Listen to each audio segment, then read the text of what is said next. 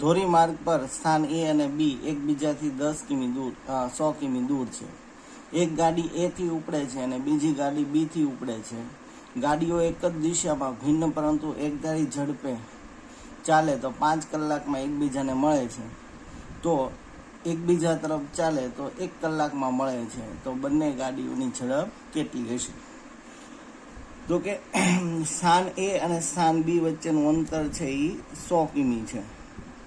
આપણે ઝડપ બરાબર અંતર છેદમાં સમય આ સૂત્રનો ઉપયોગ કરી અંતર આપણે ગોતી શકીએ. તો કે અંતર બરાબર ઝડપ ગુણ્યા સમય.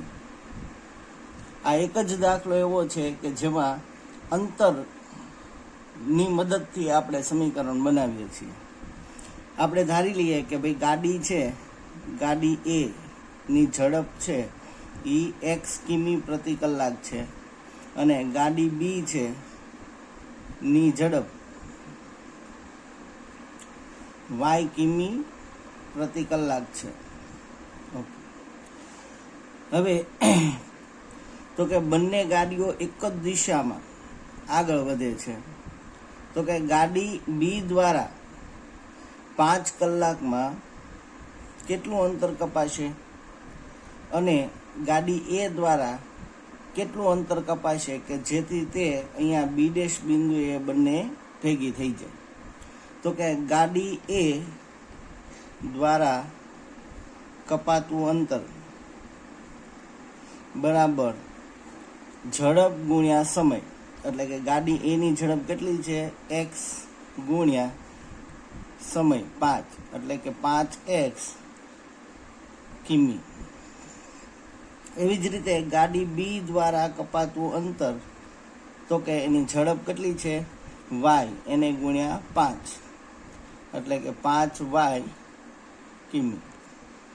હવે બંને ગાડીઓ 5 કલાકમાં એકબીજાને મળે છે.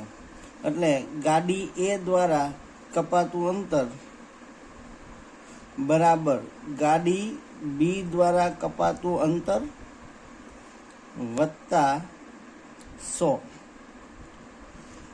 કારણ કે ગાડી એ છે એ ગાડી બી ને મળે છે.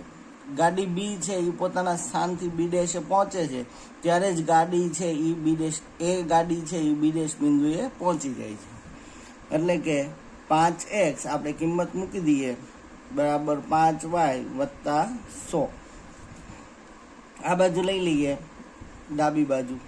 તો કે 5x ઓછા 5y બરાબર 100. માટે 5 કોમન કાઢી લઈએ. x ઓછા y બરાબર 100. માટે x ઓછા y બરાબર 100/5. 20 × 100. એટલે કે x ઓછા y બરાબર 20. આ પહેલું સમીકરણ એક આપણને મળી ગયું છે.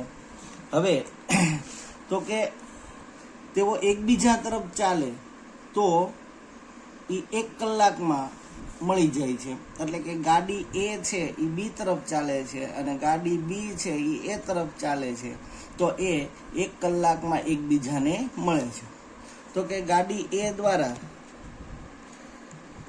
કપાતું અંતર તો કે ઝડપ ગુણ્યા સમય.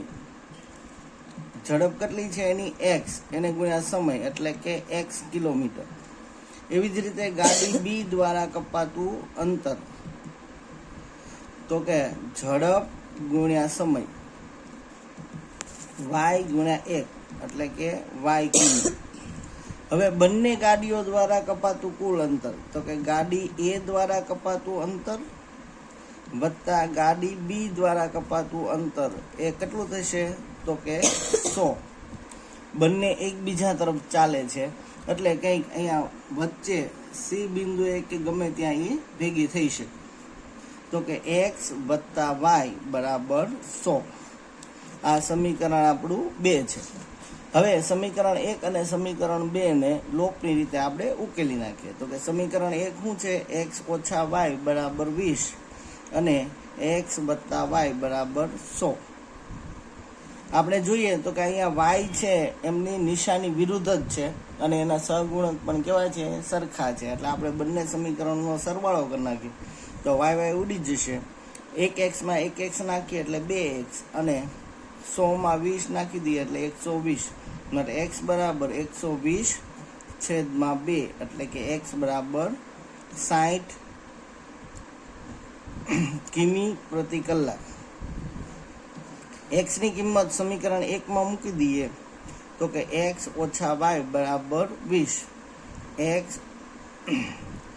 60 ઓછા y બરાબર 20.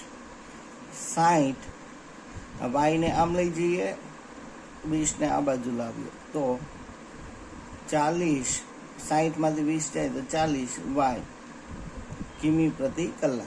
એટલે કે ગાડી એ છે એની ઝડપ છે એ 60 કિમી પ્રતિ કલાક છે અને ગાડી બી છે એમની ઝડપ છે એ 40 કિમી પ્રતિ કલાક છે.